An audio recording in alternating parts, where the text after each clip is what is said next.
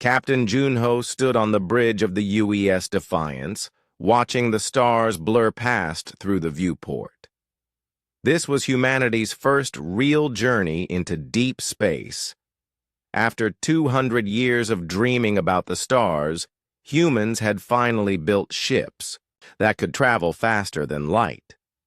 The excitement on the bridge was real. Everyone knew they were making history. The Defiance was not a big ship. It carried only 50 people, mostly scientists and explorers. They had been traveling for 3 months, looking for new worlds that humans could live on. So far, they had found 2 planets that looked promising. One had water and the right temperature. The other had strange plants that might be useful for medicine. Junho looked at his crew.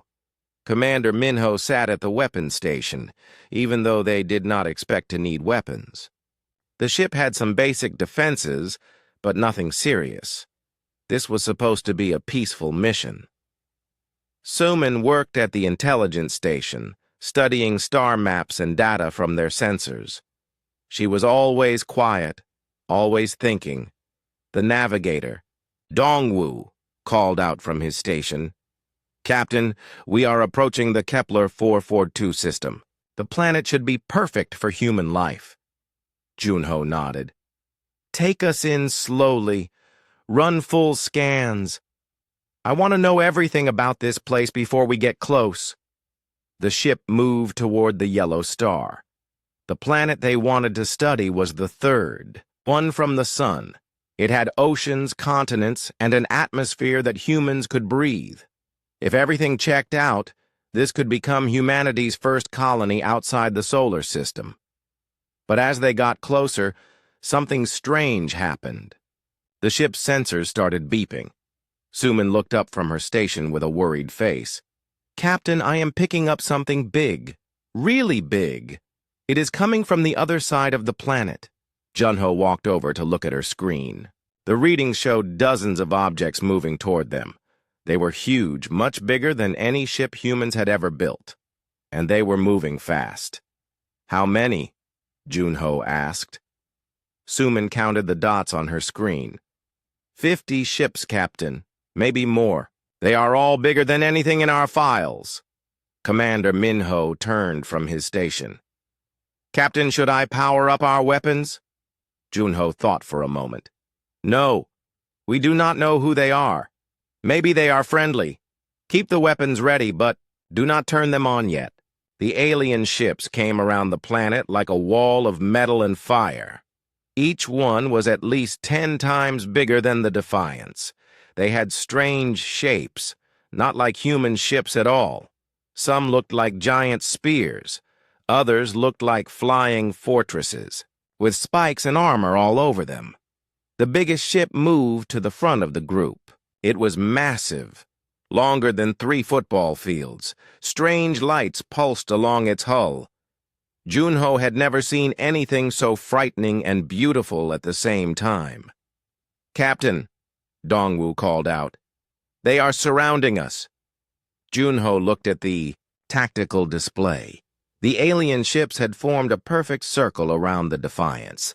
There was no way to escape. If these aliens wanted to destroy them, humans would never even know what happened. A voice came through the ship's communications system. It was cold, harsh, and clearly not human. The universal translator that human scientists had built was working, turning the alien words into Korean. "Unknown vessel. You have entered Vorthak space. Identify yourself immediately." Junho took a deep breath. This was it. First contact with an alien species. He activated the communication system. "This is Captain Junho of the United Earthship Defiance. We are explorers from the planet Earth. We come in peace." There was a long silence. Then the alien voice spoke again, even colder than before. "Earth vessel, you will power down your engines and weapons. You will submit to boarding. Any resistance will result in your immediate destruction." Minho looked at Junho with worry. "Captain, I do not like this. Neither did Junho. But they had no choice. The alien ships had enough firepower to turn the Defiance into space dust. Do as they say. Power down everything except life support. The biggest alien ship moved closer. A bright beam of light shot out from it and wrapped around the Defiance. Junho felt the ship being pulled forward. They were being taken inside the alien vessel. The docking bay was huge. Hundreds of smaller alien ships sat in neat rows. The Defiance looked like a toy compared to everything else. Armed aliens in strange armor were waiting for them. They had blue-gray skin and were taller than humans. Their faces were hard and cruel. An alien who seemed to be their leader stepped forward. She wore more decorations than the others. And her armor was fancier. When she spoke, her voice came through speakers in the docking bay. I am Admiral Yuna of the Vorthak Imperial Fleet. You primitive beings have made a terrible mistake. This system belongs to the Vorthak Empire. You have no right to be here. Junho tried to stay calm. Admiral, we did not know this space belonged to anyone. We are just explorers. We mean no harm. Yuna made a sound that might have been laughter, but it was not friendly. Harm? You insects could not harm us if you tried, but you have violated our borders. That cannot be allowed. She gestured to her soldiers. They raised their weapons, which looked like they could punch holes through the Defiance's hull. Your species is new to space travel, Yuna continued. So I will be generous. I will give you one chance to avoid complete destruction. Go back to your little world. Never leave your star system again. If we ever see humans in space again, we will destroy every ship, every station, every colony you have built. Do you understand? Junho felt anger building in his chest, but he kept it hidden. We understand your words, Admiral. But space is big. Surely there is room for both our peoples. Yuna's eyes grew hard. There is room for the Vorthak Empire and for those who serve us. There is no room for those who do not. You will return to Earth immediately. You will tell your leaders what I have said. Any human ship that leaves your system will be destroyed without warning. She turned to her soldiers and said something in their language. Immediately, the weapons on all 50 ships powered up. The energy readings were incredible. Junho realized that any one of those ships could probably destroy Earth's entire space fleet. To show you that I am serious, Yuna said, watch this. One of the smaller alien ships fired a single shot at an asteroid that was floating nearby. The asteroid, which was about the size of a city, simply vanished. There was a flash of light, and then nothing. Not even dust remained. That was our weakest weapon, Yuna said. Now go. Take your little ship and run back to your world. Tell them what you have seen. Tell them that the Vorthak Empire has spoken. The Defiance was released from the tractor beam. Junho ordered his crew to start the engines. As they moved away from the alien fleet, he could feel 50 pairs of weapons tracking them. Suman worked quietly at her station. She was doing something with the ship's sensors, but she was being very careful not to let the aliens notice. Junho trusted her. If anyone could gather information without being caught, it was Suman. As they reached the edge of the system, Minho spoke quietly. Captain, what do we do now? Junho watched the alien ships on the rear display. They were not following, but they were still there, watching, waiting. We go home, he said. We tell Earth what happened here, and then we figure out what to do about it. The journey back to Earth took 2 weeks. During that time, the crew was mostly silent. Everyone was thinking about the same thing. Humanity had reached for the stars and found something that wanted to push them back down. But Junho knew his people. Humans did not give up easily. They did not like being told what they could and could not do. The Vorthak Empire had made a mistake. They thought humans would be scared and stay home. They were wrong. As Earth grew larger on the main screen, Junho made a decision. The aliens had threatened his people. They had tried to make humans prisoners in their own solar system. They thought humans were weak and would obey. Soon the Vorthak Empire would learn the truth about humanity. When humans were threatened, they did not run away. They came back stronger. They came back ready to fight, and this time they would come in force. The emergency meeting room in Geneva was packed with the most important people on Earth. President Hyun sat at the head of the long table, looking tired. She had not slept much since Captain Junho's ship returned with news of the alien threat. Around the table sat generals, scientists, and leaders from every major nation on Earth. Captain Junho stood at the front of the room, telling his story again.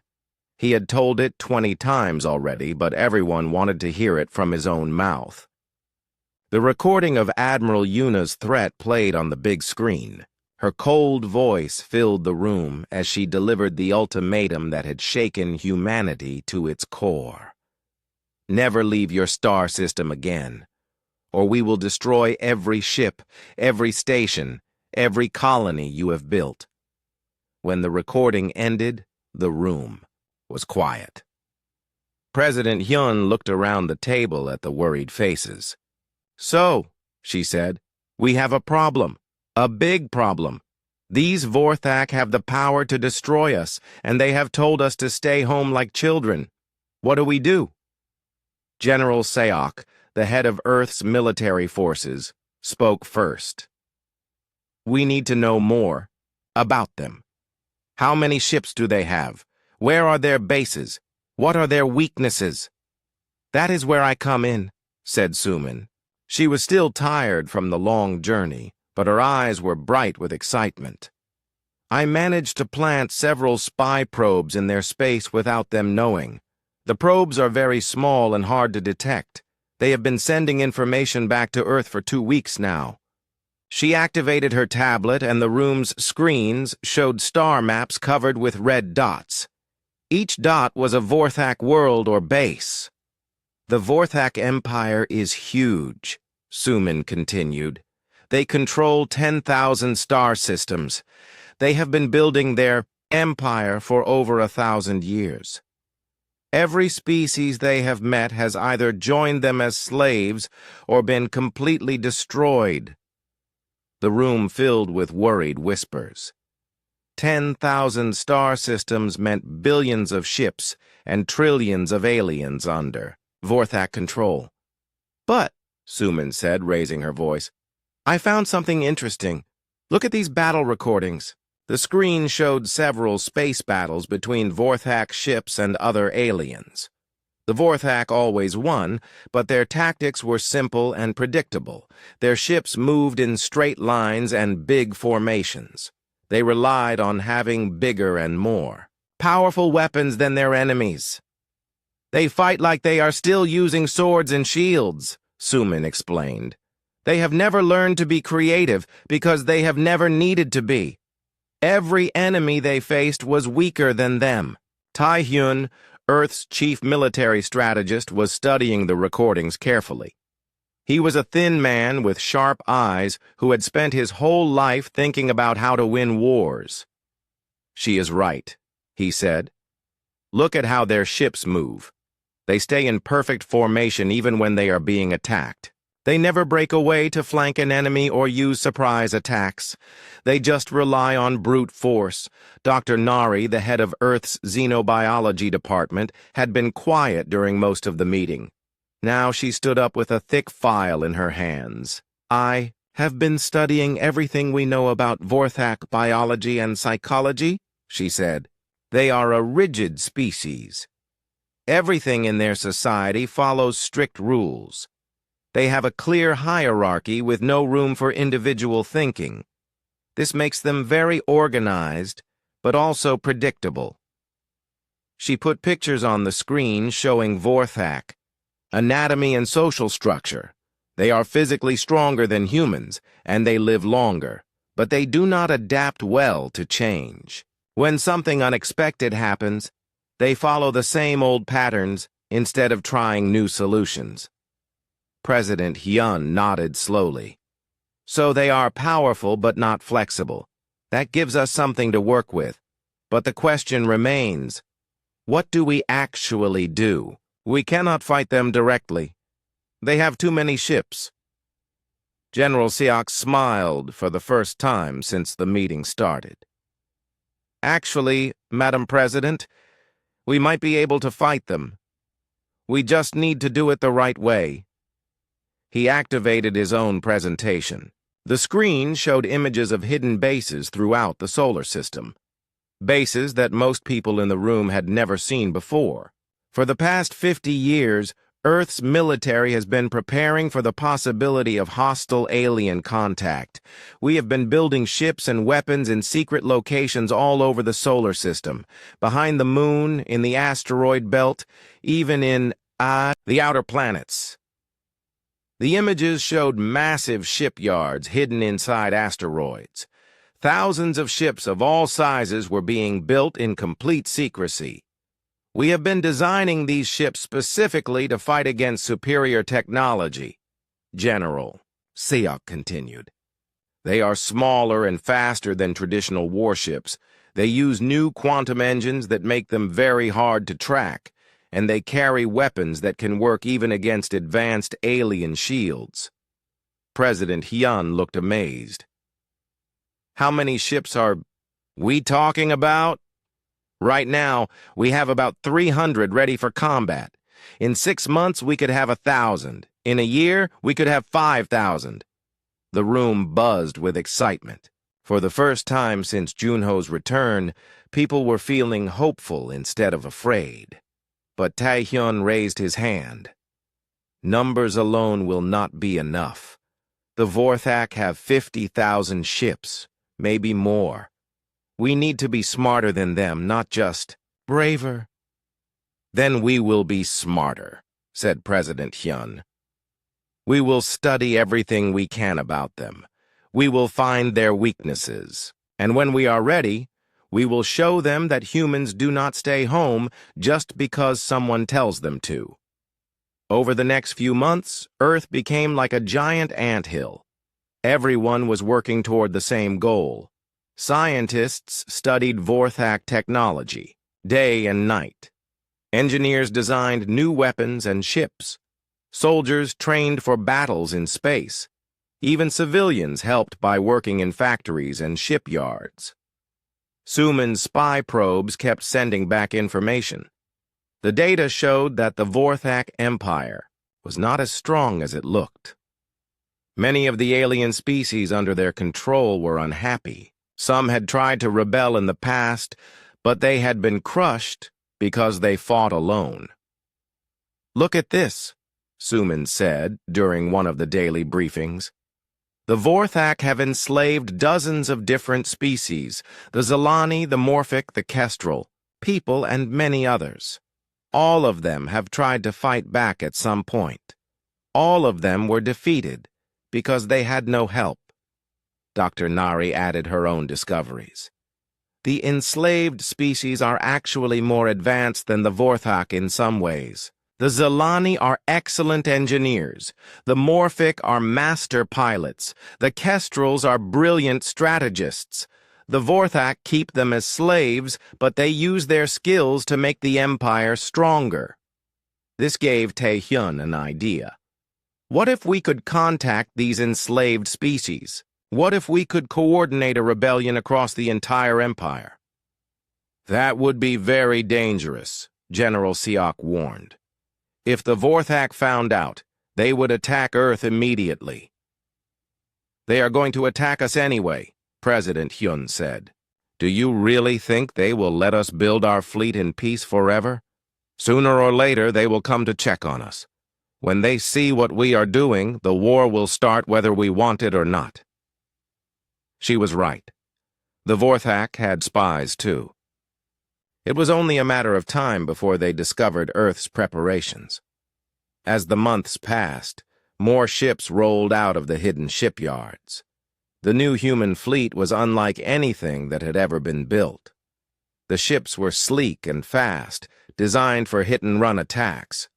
They could appear out of nowhere, strike hard, and disappear before the enemy could respond. Captain Junho was promoted to admiral and put in charge of training the fleet commanders.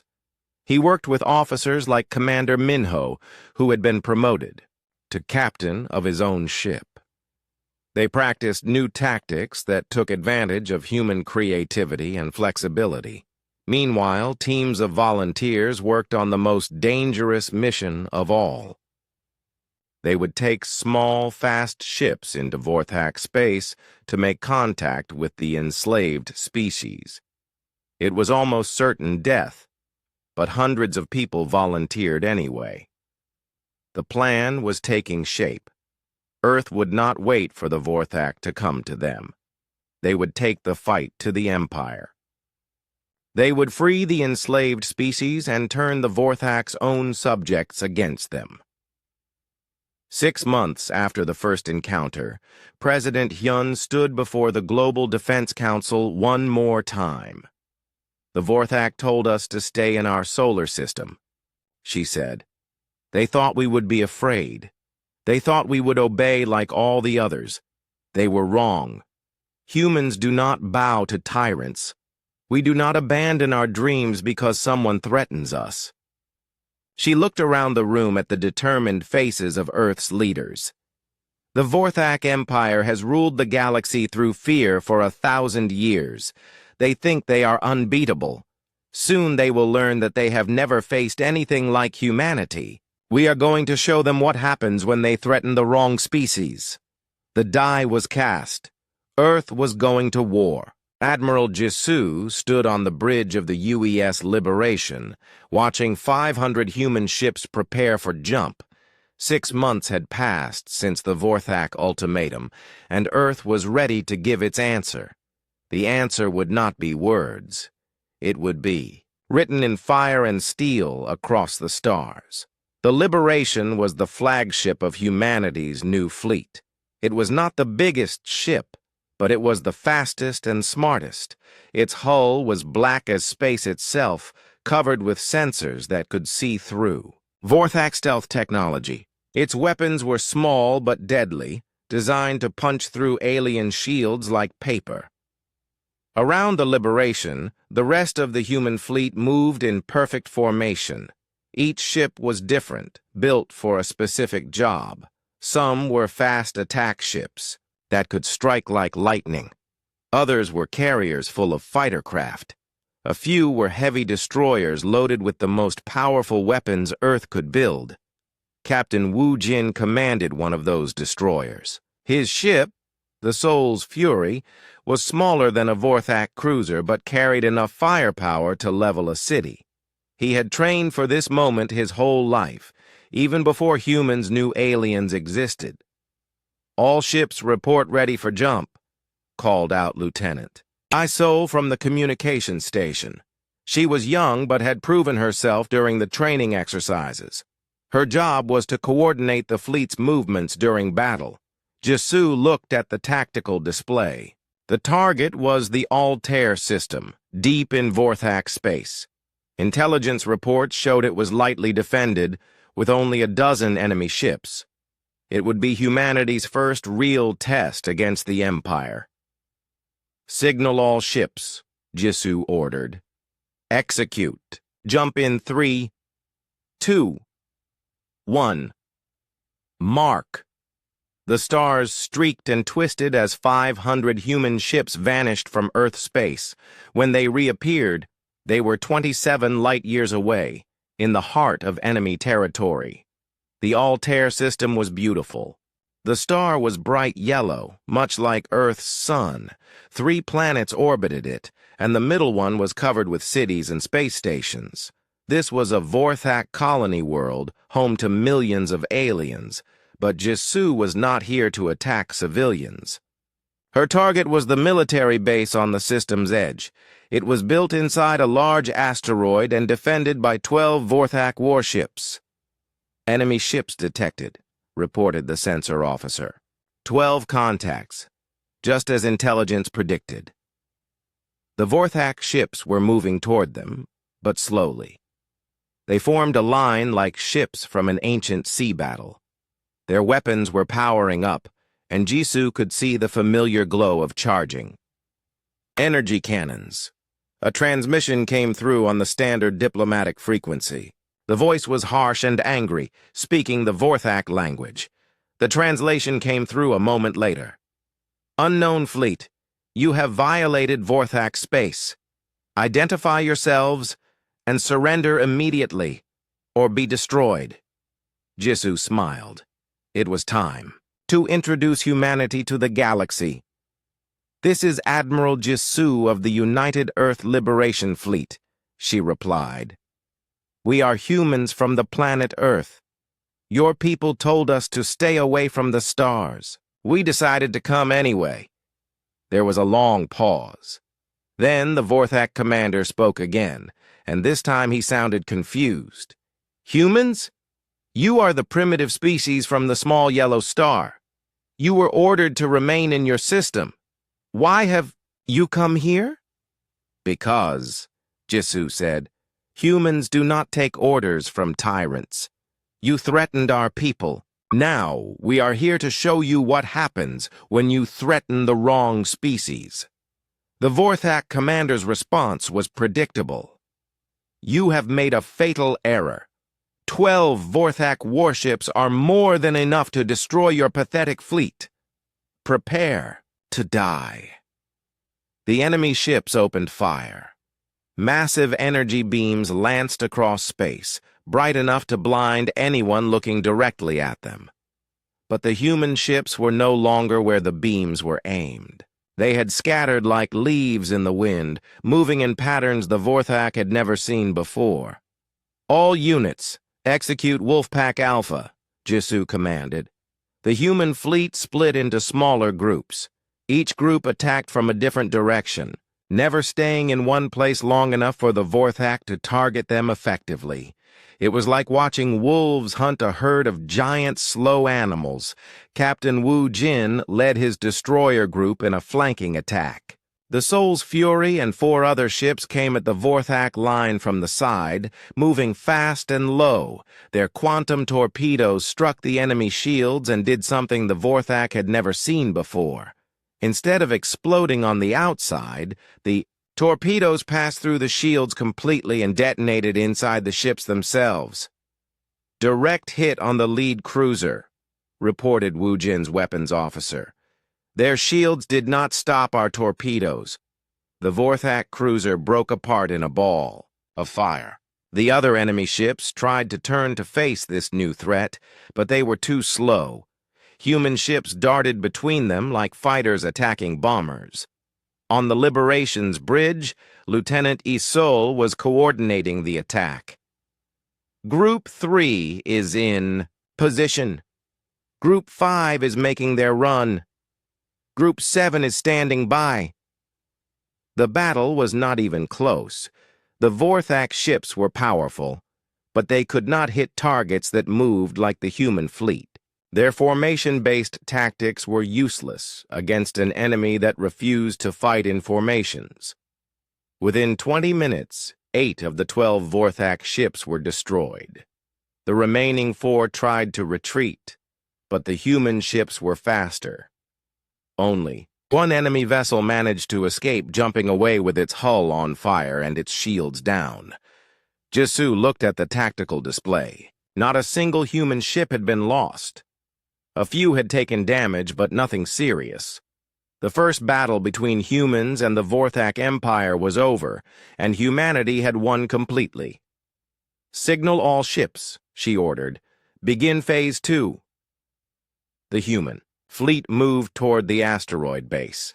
The base's weapons opened fire, but they were designed to fight ships that attacked in straight lines.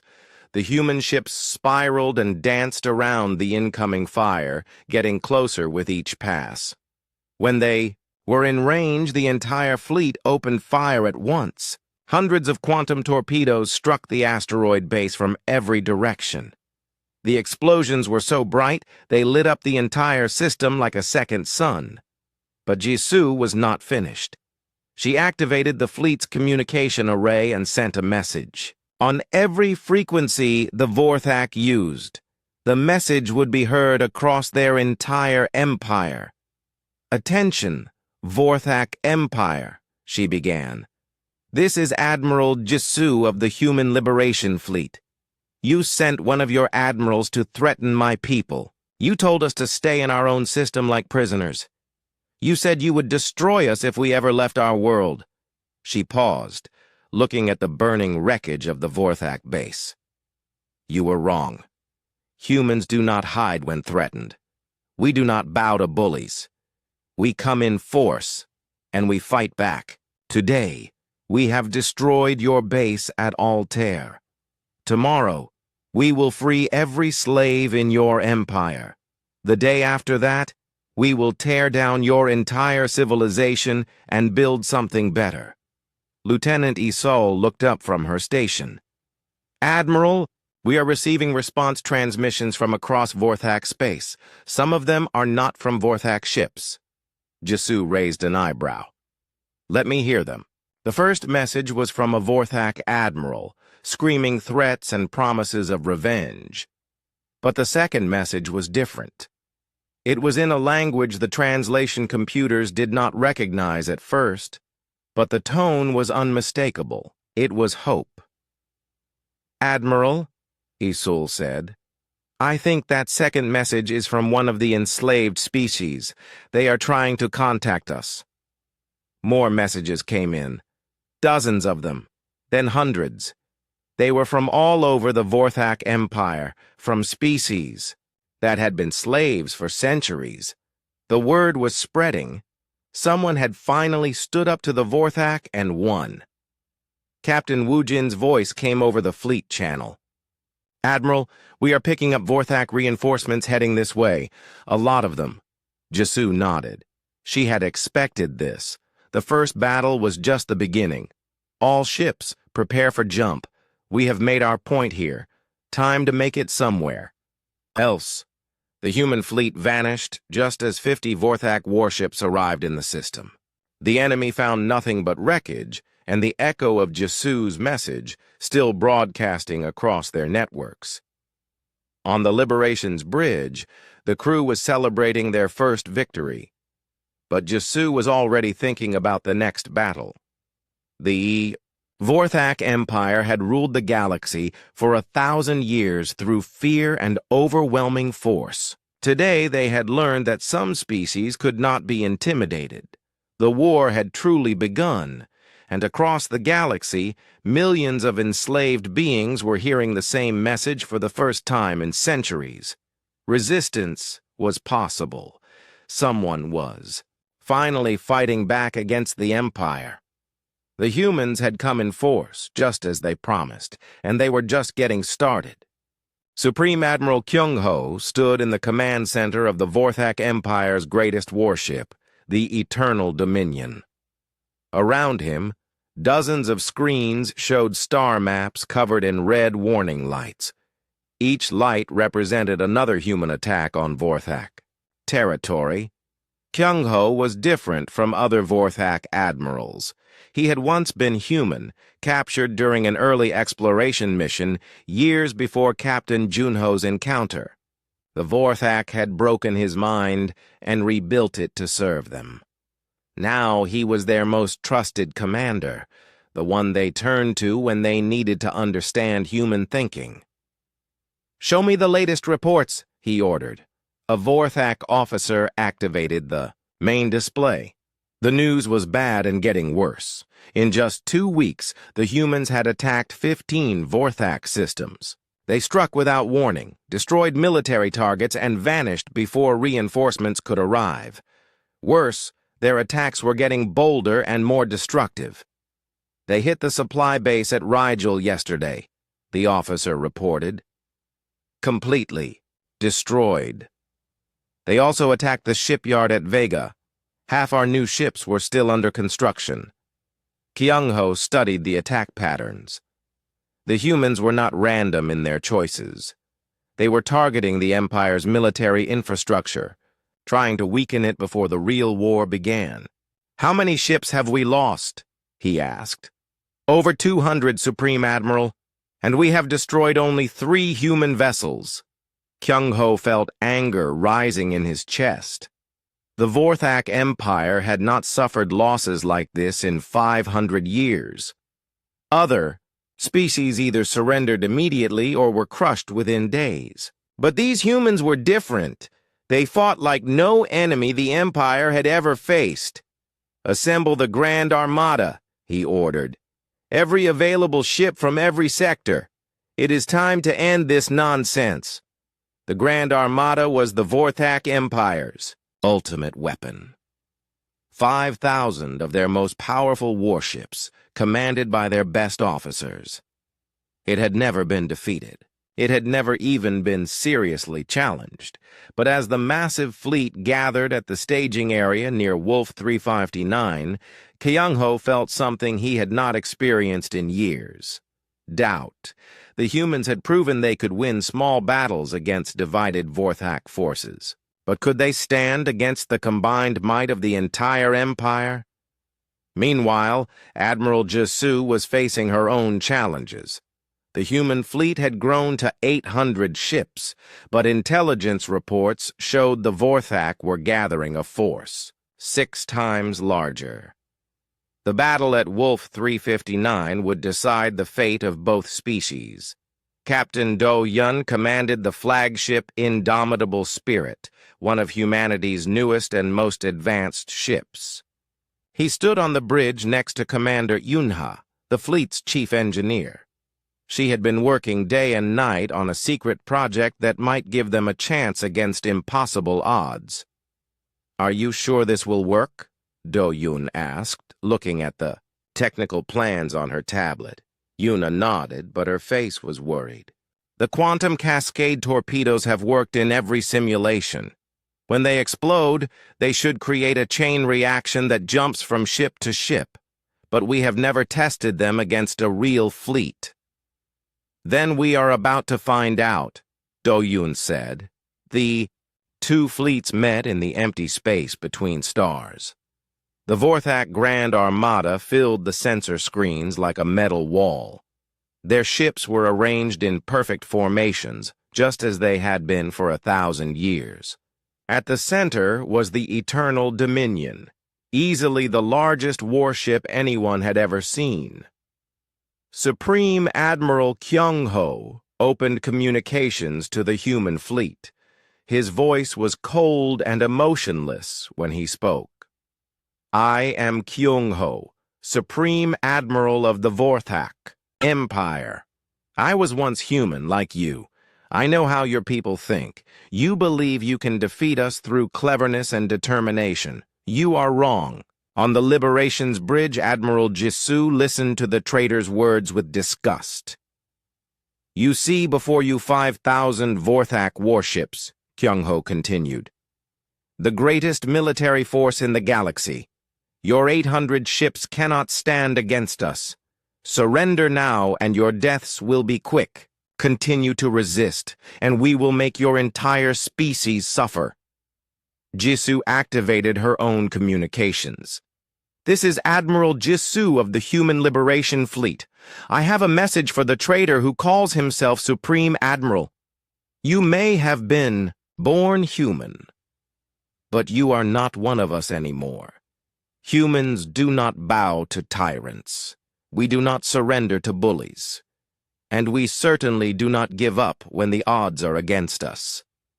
She looked at her tactical display. The Vorthak fleet was moving forward in their traditional formation. Massive ships in neat lines, their weapons charged and ready. You want to see what humans can do when we are outnumbered?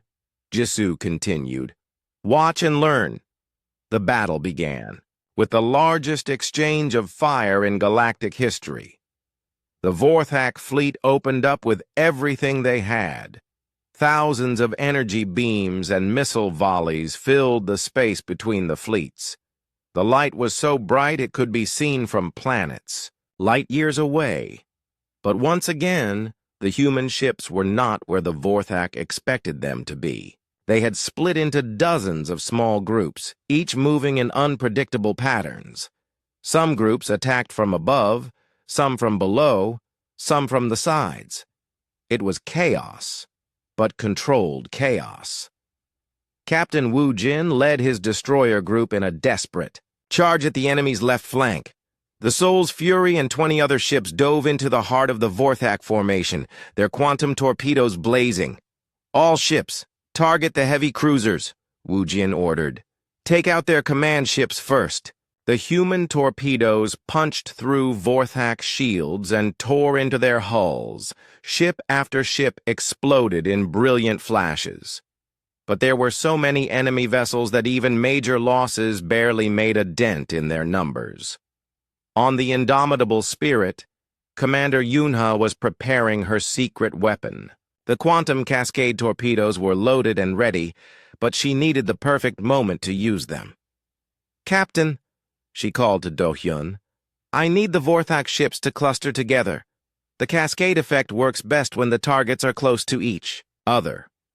Do-hyun nodded and activated the fleet channel. All units, execute Feint Pattern 7. Draw them in close. The human ships began what looked like a retreat. They pulled back from the Vorthak lines, seeming to flee in panic. The enemy commanders saw this as proof of their superiority and ordered their ships to pursue. Supreme Admiral Kyung-ho watched from his command center as the human fleet appeared to break apart. They are running, he said with satisfaction. All ships, close formation and pursue. Do not let any of them escape. The Vorthak fleet tightened into a dense formation as it chased the retreating humans. This was exactly what Yunha had been waiting for. Fire cascade torpedoes, she ordered. 6 special torpedoes launched from the Indomitable Spirit. They looked like normal weapons, but inside each one was a quantum device that had taken Earth's best scientists months to develop. The torpedoes struck 6 different Vorthak ships and exploded. For a moment, nothing seemed different from any other weapon hit. Then the quantum cascade began. The explosion from the first torpedo created a quantum field that jumped to the nearest Vorthak ship. That explosion created a bigger field that jumped to 2 more ships. Those explosions jumped to 4 ships, then 8, then 16. Within seconds, the chain reaction was racing through the entire Vorthak formation. Ships that had never been directly hit began exploding as the cascade effect reached them. The tight formation that was supposed to be their strength became their weakness. Supreme Admiral Kyung-ho watched in horror as hundreds of his ships were destroyed in moments. The quantum cascade was unlike anything the Vorthak had ever seen. Their shields and armor were useless against it. All ships break formation, he screamed into his communications. Scatter immediately. But it was too late. The cascade effect had already reached critical mass. Over 1,000 Vorthak ships were destroyed in the first wave. Another 500 were crippled and drifting helplessly. Just when it seemed the battle might turn in humanity's favor, Admiral Minsu arrived with Earth's reserve fleet. 200 additional human ships dropped out of hyperspace, including converted civilian vessels crewed by volunteers. The sight was incredible. Cargo ships, passenger liners, even mining vessels had been fitted with weapons and crewed by ordinary people who refused to let their military fight alone. They were not professional warships, but they carried the determination of an entire species. The arrival of the civilian fleet broke the Vorthak's morale. They had expected to fight soldiers, but now they faced an entire civilization in arms. Men and women who had been teachers, farmers, and shop owners were flying into battle against the galaxy's greatest military force. Supreme Admiral Kyung-ho realized the battle was lost. The Grand Armada, which had never been defeated, was being torn apart by a species the Empire had dismissed as primitive. "All remaining ships, retreat," he ordered. "Fall back to the secondary defensive line." The surviving Vorthak ships jumped away, leaving behind the wreckage of over 2,000 vessels. The humans had lost only 30 ships, most of them from the civilian volunteers who had sacrificed themselves to save the professional warships. Admiral Jisoo looked at the aftermath of the battle and knew that everything had changed. The Vorthak Empire's aura of invincibility was broken forever. Word of this victory would spread across the galaxy, and every enslaved species would know that the Empire could be defeated. The real war was about to begin. The news of the Grand Armada's defeat spread across the galaxy like wildfire. On 1,000 worlds, enslaved beings who had lived under Vorthak rule for centuries heard the impossible story. The mighty empire had been beaten by a species that had barely learned to travel between stars. Captain Sujin sat in the cramped quarters of her stealth ship, the Ghost Runner. She was humanity's best computer expert, and she had just accomplished something that would change the war forever. Her fingers moved quickly across her keyboard as she worked through the Vorthak military network she had hacked during the battle of Proxima Centauri. "I am in," she whispered to her small crew. "I have access to their entire communication system." The Vorthak had made a critical mistake. Their network was built for efficiency, not security.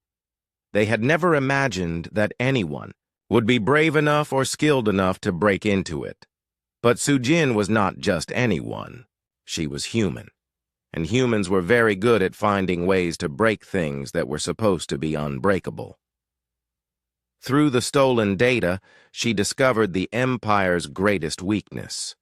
The enslaved species were not just unhappy. They were organized, connected, and ready to fight. Secret resistance movements existed on hundreds of worlds, all waiting for the right moment to strike. The Zilani resistance was led by a brilliant engineer named HFY. The Morphic rebels were organized by master pilot Zin Tor. The Kestrel freedom fighters followed the strategies of Vel Shan, a tactical genius who had been planning rebellion for decades. "Look at this," Sujin said, showing her crew the resistance communication logs. "They have been talking to each other for years, sharing plans and resources. They just needed someone to prove that the Vorthak could be defeated." She sent a coded message to Admiral Jisoo's fleet. The message contained coordinates for every resistance cell in Vorthak space, along with detailed information about their capabilities and needs. Meanwhile, Colonel Ji-hoon was leading the most dangerous mission in human history. His special operations team had been secretly moving through Vorthak territory for weeks, making contact with resistance leaders on different worlds. On the planet Zilani Prime, Ji-hoon met with HFY in an underground factory hidden beneath the planet's capital city. The Zilani looked like tall, thin humans with blue skin and 4 arms. They were master engineers who had been forced to build weapons for the Vorthak Empire. "We have been waiting 300 years for this moment," HFY said through the translation device. "When we heard that someone had defeated the Grand Armada, our people wept with joy. We thought we would die as slaves, but now there is hope." Ji-hoon showed him the weapons and supplies his team had brought. human quantum torpedoes, shield generators, and communication equipment that the Vorthak could not detect. We cannot win this war alone, Jihoon explained. But together we can tear the Empire apart from the inside. Are your people ready to fight? Kethva's forearms moved in what Jihoon had learned was a gesture of absolute determination. We have been ready for centuries. Give us the signal, and every Zilani factory will stop making weapons for the Empire and start making them for the rebellion. Similar meetings were happening across the galaxy. On the water world of Morphic Beta, Jihoon's lieutenant contacted the underwater resistance. The Morphic were aquatic beings who could breathe in both air and water. They were the best pilots. In the galaxy, better even than the Vorthak themselves. Our ships are old, Zintor explained as he showed the human officer through their hidden submarine base. The Vorthak give us ancient vessels and expect us to fight their enemies with them. But we have been secretly repairing and upgrading captured ships for decades. The hidden hangars were filled with sleek fighters and fast attack craft. They did not look like much, but the human technical expert with Jihoon's team was impressed. These ships have been modified with parts from a dozen different technologies, she reported. They are faster and more maneuverable than anything in the Vorthak fleet. If we can coordinate their attacks with our fleet movements, they could cause serious damage. On the desert world of Kestrel 7, the meeting was different. The Kestrel people looked like humans, but with feathers instead of hair and large, intelligent eyes. They had been the Empire's strategic planners, forced to design the campaigns that enslaved other species. Velshan met Jihoon in a hidden cave complex in the planet's largest desert. The Kestrel resistance leader spread out detailed maps of the entire galaxy, marked with Vorthak military positions, supply lines, and weak points. We know every secret the Empire has, Velshan said.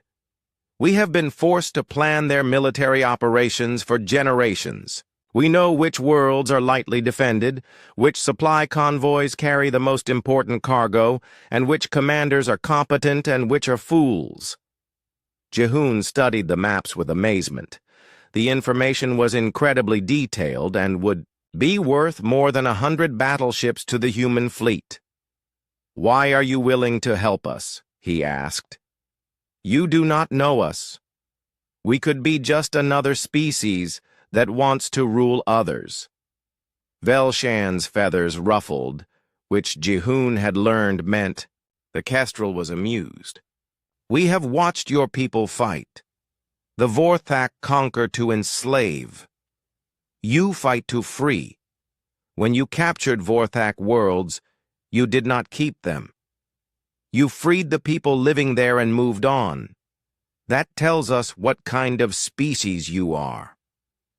Back on Earth, Secretary of Interstellar Affairs Youngman was preparing for the most important broadcast in human history. The message would be sent across the entire galaxy, reaching every world under Vorthak control. He stood in the communications center surrounded by dozens of technicians and translators. The message had been carefully written to be understood by hundreds of different species, each with their own languages and cultures. Are we ready? He asked. The chief technician nodded. All transmitters are online. The signal will reach every system in the galaxy within 6 hours. Youngman took a deep breath and activated the recording system. To all enslaved peoples of the galaxy, he began. This is Secretary Youngman of the United Earth Government. I speak to you on behalf of the human species and all free beings everywhere. He paused, thinking of the billions of enslaved aliens who would hear these words. For 1,000 years, the Vorthak Empire has ruled through fear and violence. They told you that resistance was impossible. They told you that you were too weak to fight back. They lied. The message continued with details of the human victories and proof that the Empire could be defeated. But more importantly, it contained the coordination codes that would allow resistance movements across the galaxy to work together for the first time. "The time for hiding is over," Young Min declared. "The time for fear is past. Rise up, and we will fight beside you. Strike together, and we will break the chains that have bound you for so long." At the same time, Admiral Sun Mi was leading the largest human offensive yet. 3 separate fleets struck at the Empire's industrial worlds while the broadcast was being transmitted. The timing was perfect. As enslaved beings across the galaxy heard the call to rebellion, they saw human ships in their skies, proving that the words were backed by action. The planet Vorthak Industrial 7th was a massive factory world where millions of slaves built ships and weapons for the Empire. When Sun Mi's fleet arrived, they found the planet's defense stations already under attack from the inside. Zalani engineers had sabotaged the shield generators, and Morphic pilots were using stolen fighters to attack Vorthak patrol ships, all human ships. "This is Admiral Sun Mi," she broadcast to her fleet. "Coordinate with the local resistance, protect the civilians, and destroy only military targets. Today we proved that humans and aliens can fight side by side. The liberation of Industrial 7 took only 6 hours. The Vorthak garrison was overwhelmed by the combined assault of human ships from space and alien resistance fighters on the ground. When the battle was over, millions of freed slaves cheered their liberators. Similar scenes played out across dozens of worlds. The coordinated uprising that resistance leaders had dreamed of for centuries was finally happening. Vorthak supply lines were cut, military bases were destroyed, and entire systems declared their independence. On the bridge of her flagship, Admiral Jisoo watched the reports coming in from across the galaxy. The Empire was not just losing battles anymore. It was falling apart. "Admiral," Lieutenant Yusul reported, "we are receiving surrender messages from 17 Vorthak systems. They are asking for terms." Jisoo smiled. The war was far from over, but for the first time, she could see how it would end. The Vorthak Empire had ruled through fear, but humans had given the galaxy something more powerful than fear. They had given it hope. Supreme Admiral Dongyun stood on the bridge of the UES New Dawn, watching the largest fleet in galactic history prepare for the final battle. 3,000 human ships floated in formation around him, but they were no longer alone. Beside them flew ships from dozens of liberated species, all united under the banner of the Galactic Freedom Alliance. The target was Vorthak Prime, the Empire's capital world and home to their emperor. It was the most heavily defended planet in the galaxy, surrounded by massive orbital fortresses and protected by the last remnants of the Imperial fleet. But the Alliance fleet was ready. Captain Haeun adjusted her combat armor as she prepared to lead the ground assault. Her transport ship was filled with human marines and alien freedom fighters, all volunteers who had trained together for this moment. The Zalani had provided advanced weapons. The Morphic had shared their knowledge of Vorthak military tactics, and the Kestrel had planned every detail of the invasion. 10 minutes to drop," announced the pilot. Through the transport's windows, Haeun could see Vorthak Prime growing larger. The planet was covered with dark cities and industrial complexes, built by 1,000 years of slave labor. Today, that would finally end. The space battle began as soon as the Alliance fleet entered the system.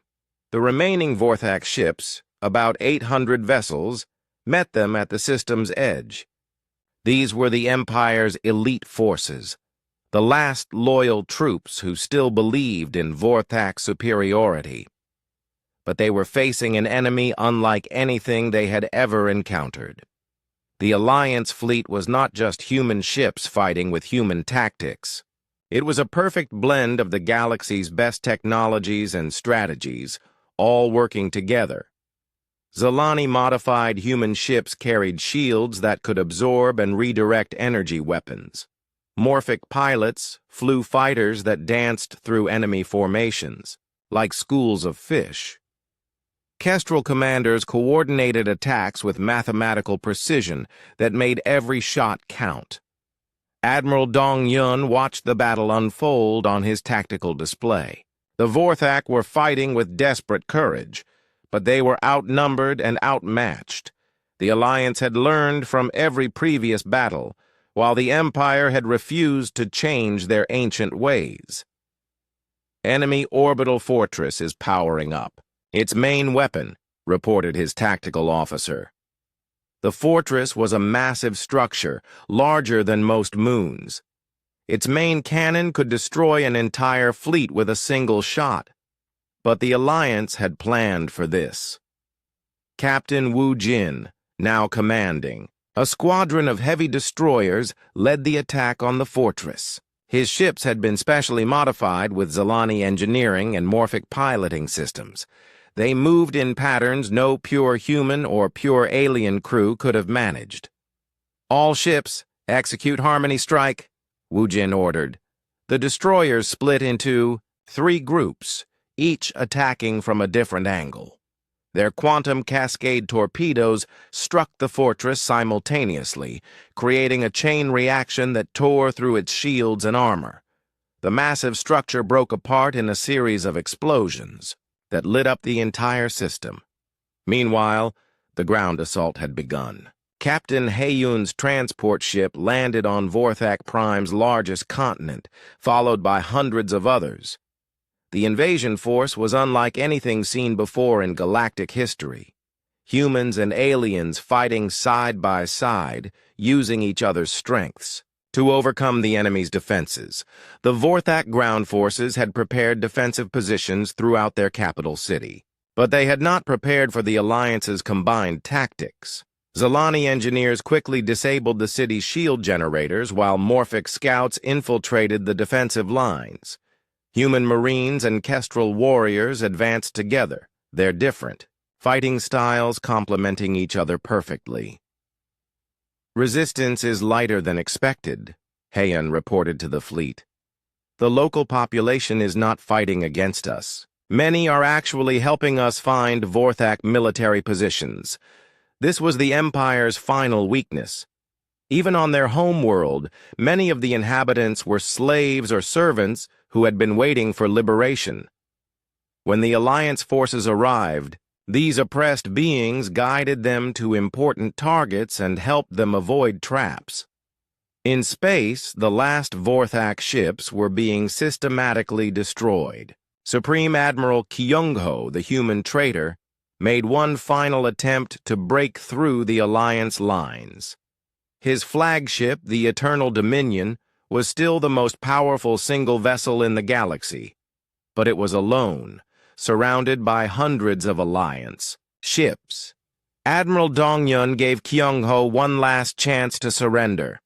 "This is Admiral Dong-yun of the Galactic Freedom Alliance," he broadcast to the enemy flagship. "You were once human, Kyung-ho. You can remember what it was like to be free. Surrender, now, and help us build a better galaxy." Kyung-ho's response was filled with bitterness and hate. "I chose strength over weakness, order over chaos. I will not surrender to primitives and slaves." The Eternal Dominion opened fire with everything it had, but the Alliance fleet was ready. Hundreds of ships surrounded the massive vessel, their combined firepower overwhelming even its advanced shields. The traitor's flagship exploded in a flash of light that could be seen from the planet's surface. With their fleet destroyed and their capital under attack, the Vorthak Empire's remaining, leaders retreated to the Imperial Palace at the planet's center. The palace was a massive fortress that had never been conquered in 1,000 years of Imperial rule. But the Alliance forces were not like the Empire's previous enemies. They did not attack with brute force. Instead, they used intelligence and cooperation. Zalani engineers found weaknesses in the palace's ancient defenses. Morphic infiltrators swam through the building's water systems to reach the inner chambers. Kestrel strategists coordinated simultaneous attacks from multiple directions, and human marines provided the determination and courage needed to press forward when the fighting became desperate. Captain Hayon led the final assault on the throne room. With her were representatives from every species that had joined the alliance.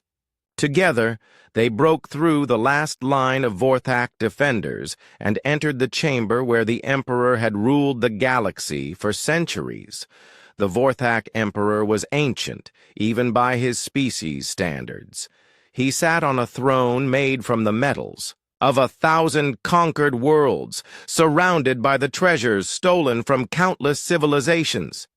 "You cannot destroy what we have built," the Emperor declared as the Alliance forces surrounded him. "Order is eternal. Chaos is temporary. Another empire will rise and your rebellion will be forgotten." Captain Hayon stepped forward, representing not just humanity, but all the free peoples of the galaxy. "You are right that another power will rise," she said. "But it will not be an empire built on slavery and fear. It will be an alliance built on freedom and cooperation." The Emperor's surrender was broadcast across the galaxy.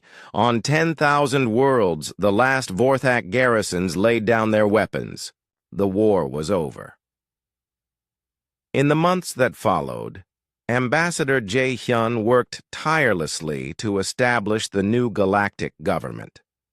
The Galactic Freedom Alliance was unlike anything the galaxy had ever seen.